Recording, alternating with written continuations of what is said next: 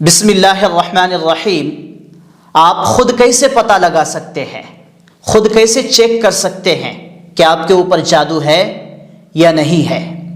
جب انسان طرح طرح کی پریشانیوں میں گرفتار ہونے لگتا ہے، مصیبتوں میں پھنسنے لگتا ہے، تو اس انسان کے ذہن و دماغ میں طرح طرح کے خیالات آ جاتے ہیں کہ پتہ نہیں فلاں رشتہ دار نے جادو کروا دیا کیا، فلاں دوست نے جادو کروا دیا کیا، فلاں ایسے بہت سارے خیالات آتے ہیں۔ جب ان خیالات کو لے کر کسی عامل کے پاس جاتے ہیں تو ان خیالات میں وہ عاملین کیا کرتے ہیں، اور بھی ہوا دے کر اس انسان کو اور بھی الجھا دیتا ہے کہ جناب آپ کے اوپر تو آپ کے قریبی کسی رشتہ دار نے آپ کے اوپر سخت خطرناک قسم کی جادو کرایا ہوا ہے، جس سے آپ کو خطرناک قسم کا نقصان ہوگا، ہو سکتا ہے کہ آپ ہلاک ہو جائے، برباد ہو جائے۔ ایسے طرح طرح کے خیالات اس انسان کے ذہن و دماغ میں ڈال دیتا ہے۔ پھر وہ انسان مجبور ہو کر کہتا ہے کہ جناب آپ علاج کر دو۔ علاج کروایا، کچھ فرق نہیں پڑا۔ کہ اس دنیا کو اللہ تبارک و تعالیٰ نے بنا کے جادوگروں کے رحم و کرم پہ چھوڑ دیا کہ بار بار ہمارے اوپر جادو ہوتا رہے؟ کہ اللہ تعالیٰ نے جادوگروں کو یہ کہہ دیا کہ جادوگروں چلاؤ تم اپنے خواہش کے مطابق اس دنیا کو؟ بالکل ایسا نہیں ہے۔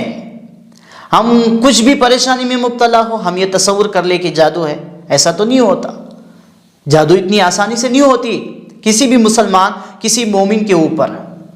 تو آپ جانیے کچھ علامات جن کے اندر بھی 50% یہ علامات پائی جائیں تو سمجھے ان کے اوپر جادو ہے، اور بہت ہی آسان علاج ہے اس کا۔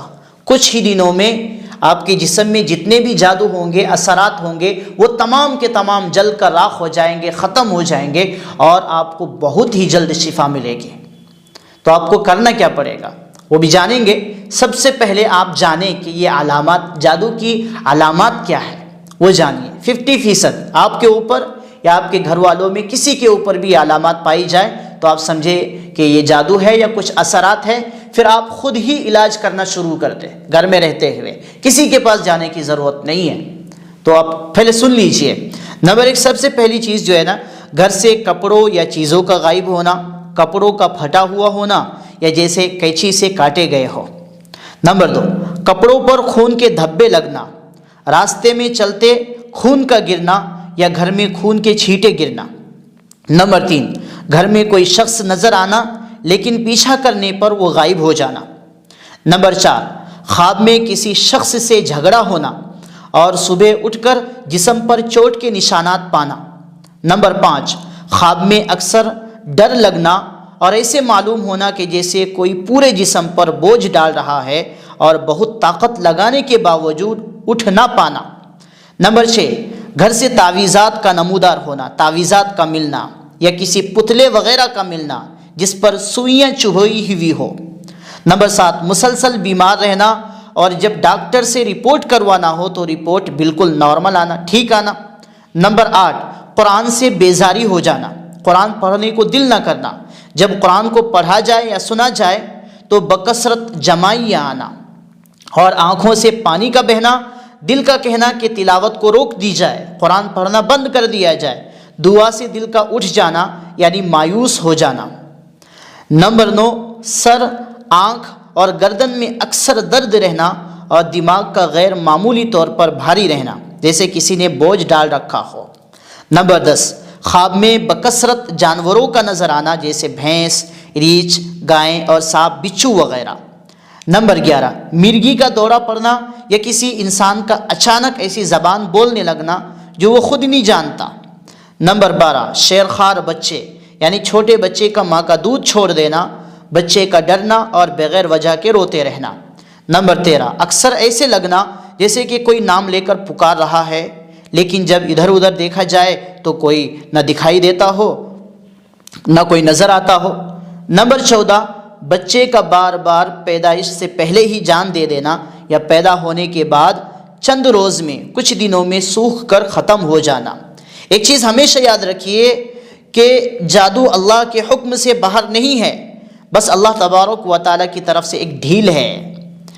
جادوگر، جن و انس اپنے مکاری میں کامیاب تو ہو جاتے ہیں لیکن ہمیں اس کا علاج کروانا چاہیے۔ قرآن اور حدیث شریعت کی روشنی میں، جیسا کہ اللہ کے نبی صلی اللہ علیہ وسلم نے بتایا ہے۔ تو ناظرین و سامعین، ان علامات کو جاننے کے بعد آپ کو پتہ چل گیا ہوگا کہ آپ کے اوپر جادو ہے یا نہیں ہے۔ اب آپ نے علاج کس طریقے سے کرنی ہے؟